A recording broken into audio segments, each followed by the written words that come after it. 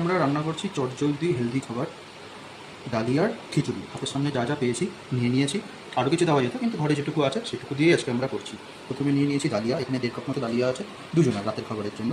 তারপরে একটু হিং লাগবে, তারপরে আছে আমাদের হলুদ, ফোড়ন দেওয়ার জন্য একটু সর্ষে, তেজপাতা, শুকনো লঙ্কা, একটুখানি জিরে।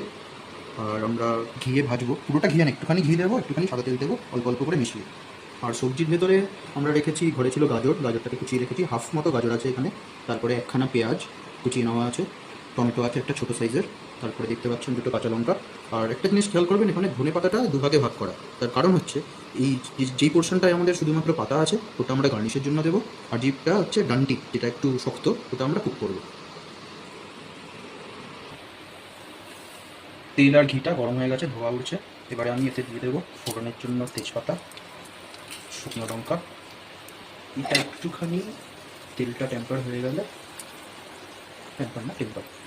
টেম্পার হয়ে গেলে এতে আমি দিয়ে দেবো জিরে, অল্প একটু সর্ষে দিচ্ছি, দিয়ে এটা কিছুক্ষণ নেড়ে নেবো। তারপরে হলুদ দিয়ে সবজিগুলো দেবো।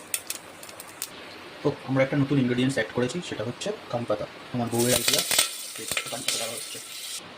হ্যাঁ, আমার ফোড়ন রেডি। এবারে এতে একটু পেঁয়াজগুলো দিয়ে সবার আগে একটু পেঁয়াজটা ভেজে নেবো ভালো করে, তারপরে বাকি সবজিগুলো দেবো। পেঁয়াজ ভাজা অলমোস্ট রেডি। একটা জিনিস মিস করে গেছি বলতে, তখন তেলটা গরম ছিল, তার ভিতরেই আমি হলুদটা দিয়ে দিয়েছি, তাতে কালারটা খুব ভালো আসে। আমি দিয়ে দিচ্ছি এবারে গাজর আর টমেটো, তার সাথে দিয়ে দিচ্ছি এই ধনে পাতা ডান্ডা পোর্শনগুলো, যেগুলো কোচানো ছিল, নিয়ে এবার একটু এটাকে ভালো করে ভেজে নেব। লঙ্কা দুটো চিড়ে রেখেছিলাম, দিয়ে দিলাম। সবজি খুব বেশি ভাজার দরকার নেই, অল্প একটু ভাজলেই হবে। মোটামুটি 50% মতো কুক হবে। এরপরে ডালিয়াটা ধুয়ে রেখেছি, ওটা এতে দিয়ে একটু ফ্রাই করে নেব।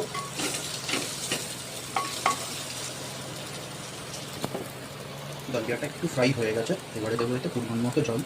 প্রেসার কুকারে জলের পরিমাণ তো সবাই জানে, মোটামুটি চাল ডালিয়া যতটা থাকবে তার উপরে 1 কড় মতো বেশি জল দিলেই আমাদের এটা সুন্দরভাবে রেডি হয়ে যাবে।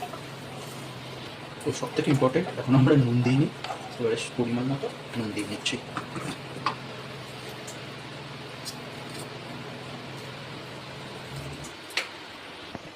জল আর নুন দেওয়া হয়ে গেছে। প্রেসার কুকারে ঢাকনা বন্ধ করে 2 থেকে 3টে সিটি যথেষ্ট। 3টে সিটি পড়ে গেছে, দেখি ব্যাপারটা কেমন দাঁড়ালো। পারফেক্টলি কুক তো মনে হচ্ছে। গার্নিশিংয়ের জন্য একটুখানি ধনে পাতাগুলো দিয়ে দিই, একটু বড়ো বড়ো কাটা আছে, ঠিক আছে। আর একটু আমরা চেপে দিই,